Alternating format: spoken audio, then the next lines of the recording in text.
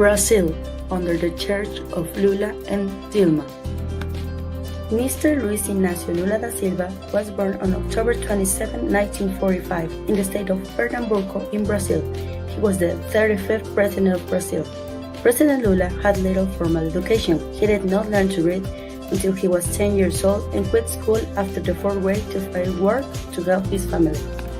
On February 1980, the Workers' Party was founded, a left-wing party with progressive ideas created in the midst of Brazil's military government. From February 1980 to November 1994, Lula remained the leader of the Workers' Party. President Lula put social programs at the top of his agenda.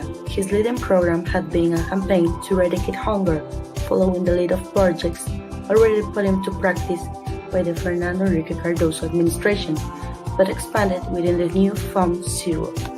In 2003, former President Lula formed Bolsa Familia by combining Bolsa Escola with additional allowances for food and kitchen gas. This was preceded by the creation of a new ministry, the Ministry of Social Development and Eradication of Hunger. Along with these projects, the Lula administration's flagship program is the Growth Acceleration Program. It was intended to strengthen Brazil's infrastructure and consequently to stimulate the private sector and create more jobs. President Lula administration achieved a satisfactory primary budget surplus in the first 2 years, as required by the International Monetary Fund Agreement, exceeding the target for the third year. In late 2005, the government paid off its debt to the IMF in full, 2 years ahead of schedule.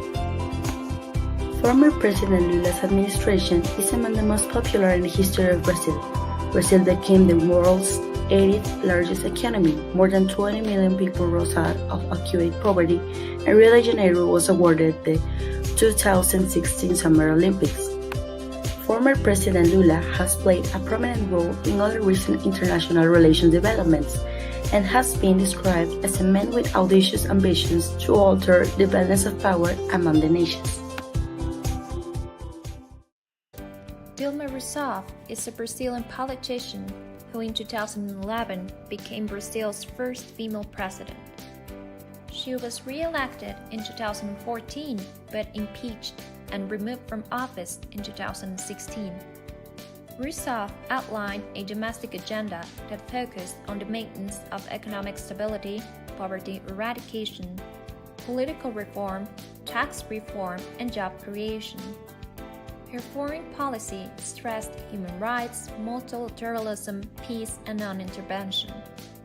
In August, she launched a new industrial policy called Larger Brazil that included Buy Brazilian provisions and tax cuts for industry. In November, she signed a landmark law that established a truth commission to investigate the disappearances and human rights abuses during the military rule. Throughout 2011, Rousseff's administration faced accusations of corruption. By the end of 2011, investigations into multiple allegations of corruption and the possibility of congressional inquiries had led to the resignation of 5 cabinet ministers, all holdovers from the Lula administration. But what has been the impact on the country? This scandal has paralyzed the government because bribes were essential for building coalitions. It has also choked business because prosecutors ordered the suspension of contracts between Petrobras and its major suppliers, which included almost all of the country's biggest construction and shipping firms. In more than 2 years, 61% of Petrobras' employees have lost their jobs, according to local media. Many smaller firms that depended on its business have been made bankrupt. Many believe this pain will be worthwhile if the investigation leads to punishment of all corrupt politicians and sets the stage for a new era of a clean government. But that future is a long way off, if it comes at all. The relation between Cuba and the United States. 1959, Fidel Castro establishes a revolutionary socialist state in Cuba after he and a group of guerrilla fighters successfully revolt against President Fulgencio Batista. In 1960, President Eisenhower declared an embargo to the island after Castro nationalized all the foreign assets in Cuba. 1961, President John F. Kennedy deploys a brigade of CIA-sponsored Cuban exiles to overthrow Fidel Castro. 1962, the Kennedy administration imposes an embargo on Cuba that prohibits all trade. Cuba's economy greatly depended on trade with the U.S. 1966, President Lyndon B. Johnson announces he will open U.S. borders to all Cubans and sign into law an immigration bill that gives preference to Cuban migrants with family ties to U.S. citizens or residents. 2001, President Bush declared full embargo to the Caribbean island. 2008, Fidel Castro announcing that due to his declining health, he can no longer serve as president of Cuba. Hands over the presidency to his brother Raúl, who has served as second in command of the government. 2009, President Obama eases restrictions on travel and remittances. The move allows Cuban Americans to send unlimited funds to Cuba and permit U.S. citizens to travel there for religious and educational purposes. 2014, Barack Obama and Raúl Castro announced they will restore full diplomatic ties following the exchange of a jailed U.S. intelligence officer for the 3 remaining Cuban 5 prisoners. 2015, the U.S. State Department removes Cuba from its list of state sponsors of terrorism. The United States and Cuba embassies, which had been closed since 1961, reopened.